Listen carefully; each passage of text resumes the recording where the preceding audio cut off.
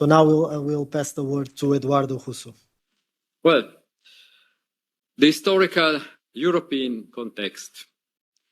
UAPs are not just an American phenomenon, as some may think or believe. It's always been a global phenomenon, with sightings and testimonies from all over the world.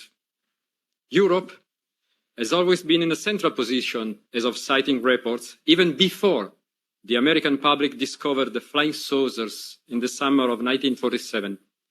The first post-war wave of unidentified aerial sightings were the ghost rockets over Scandinavia, but also Italy, Greece, and the Mediterranean countries in 1946. And there are a lot of European witnesses. You may ask, how many? We are talking of opinion polls that asked the question, not so many, asking the question, did you see a UFO?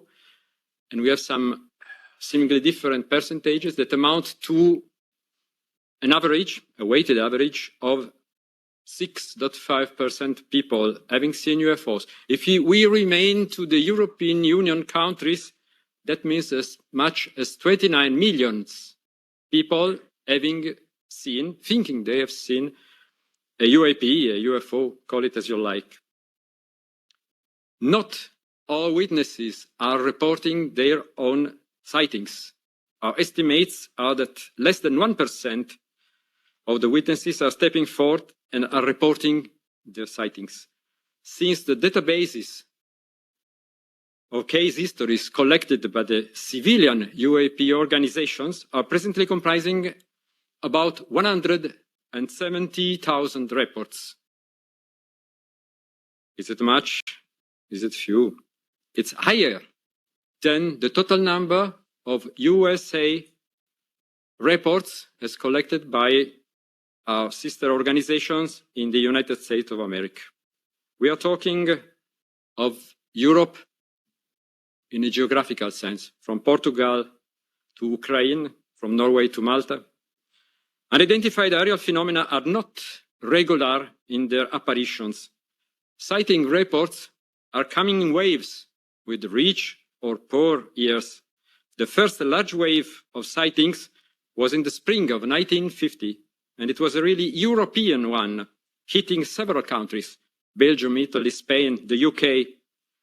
An even greater UAP panic took place in the autumn of 1954, with thousands of cases, mostly in France, and so on and so on. We had the national waves in the UK in 1967, in Spain, 68, in Italy, 73, in France, 74. Important waves of UAP sightings took place in most European countries along the last 75 years at last. My own country, Italy, suffered such a strong UAP wave in the late 1978 that fishermen refused to go out fishing. Police patrols were sent photographing strange lights in the sky. Parliamentary questions were asked, and the government charged the Italian Air Force to begin a formal collection of testimonies from the public. You can see here one of the national examples with the peaks and the sightings in certain years and not in others. Even if 90, 95, even 98% of those UAP phenomena are later identified and explained with known natural phenomena or man-made objects, which is precisely the grassroots activity of us UAP investigators, we are left with a small, yet not negligible, residue of anomalous cases totaling thousands of UAPs in the strict sense, unidentified, in a European scale. What are people seeing? The largest part of sightings are either distant lights in the sky, you see more than 75% of reports, or of distant daylight flying objects. But we also have got higher strangeness and higher credibility reports as close encounters when the phenomenon is not more far than 150 meters from the observer. And it is about 10% of, this is just a national sample, my national sample from Italy, It's about 28,000 reports. The special cases I'm referring to maybe sightings from the military, maybe physical effects, temporary physical effects on the surrounding environment. Pilot reports that we've been talking about, that Andre mentioned before. Ground traces, radar detection cases. And just think that we cannot get all radar detection cases, since a large part of them are military case histories, and we are not given unless there is some declassification of data. And more recently, the attention moved to the sea, to the water, and you see we have about 1%, less more than 1% of USOs, underwater objects. You can choose a name for them. And there are social side effects, which have been the object of academic studies by psychologists, sociologists, anthropologists. Even if I can't talk here and now some real panic situations, we are left with a great number of people wondering what they saw. Millions of people who have a right to an answer, if there is one, but cannot find anybody officially charged to give one to them, and are crushed between those telling them you were drunk and those believing it's just extraterrestrial visitors. It's only the private organizations, the volunteers, that take charge of these people, of their testimonies, trying to find and offer those answers to witnesses. We are unpaid volunteers that are doing this by passion. There are a few hundreds of serious-minded private researchers who try to apply a scientific approach within the European Union. And there are dozens of rational associations of them, one in nearly every European country. Some of them having been active for decades. Just think that the British National Association has been founded in 1964. The Catalonian Spanish organization since 1958, and the Danish one, 1957. What are they doing? They are collecting testimonies. They are doing field investigation, trying to find a solution. They can find an explanation for the very largest part of the testimonies. We are collecting documentation, archiving, and offering support for study and research that is not our business. It's not the private volunteers that have to make scientific studies, to the scientists. And we are doing an activity of public education, conferences, congresses, interviews. Just think that the largest existing archive about UFOs in the world is in Sweden, the Archives for the Unexplained. The military have traditionally been collecting UFO, UAP reports within their proper mission of controlling and defending each nation's airspace. Most, if not all, European countries have had its own military archives of mostly military reports, just like in the USA. We all know about Project Blue Book, but something similar have been existing all over the world, nearly all over the world, and in nearly all European countries.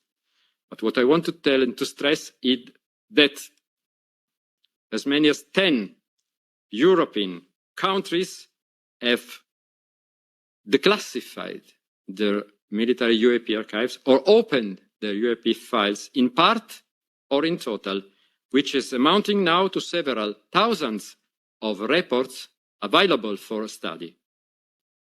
What about the other countries? Well, we have another 10, 12 countries that have done the same. But let's remain to Europe now. As for non-military, yet government organizations, I'm not talking about private volunteers, collecting and analyzing UAP reports, can I say that the only one, not just in Europe, but in the world, is in France. In 1977, the National Space Study Center, CNES, the European NASA, if you want, created a study group on unidentified airspace phenomena. They called them phenomena, they called airspace, not just aerial. Japan now changed the name twice, it's JAPAN.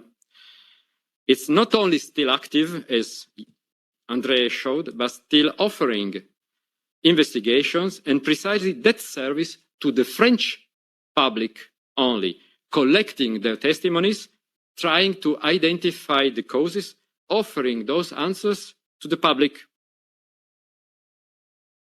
We will get back to them. What about the politicians? Well, they have been involved since the beginning. Parliamentary questions were asked in most European countries since at least 1950. And the European Parliament got its own share of them too. You may see that there is a collection bias here because I got too many Italian ones, but we are sure that France had quite a collection that has not been collected properly. And around Europe, can I say that Europe is including the United Kingdom? Look at how many. You know, the British Parliament is a special kind of parliament. 110 parliamentary questions since 1950. Not bad.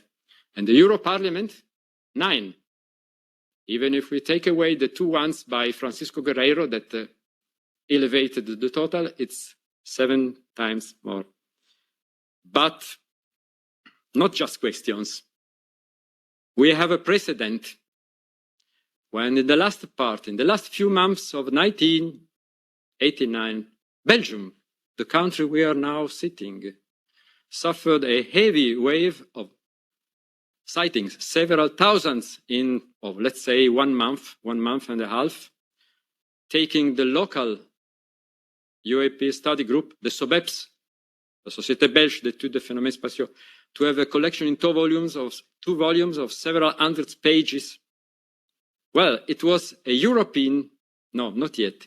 It was a Belgian member of the European Parliament, I should say for chauvinism, of Italian origin, Elio Di Rupo, later becoming the first minister of Belgium, years later, that asked a question and obtained that the Committee of Energy, Research and Technology of the European Parliament began an investigation.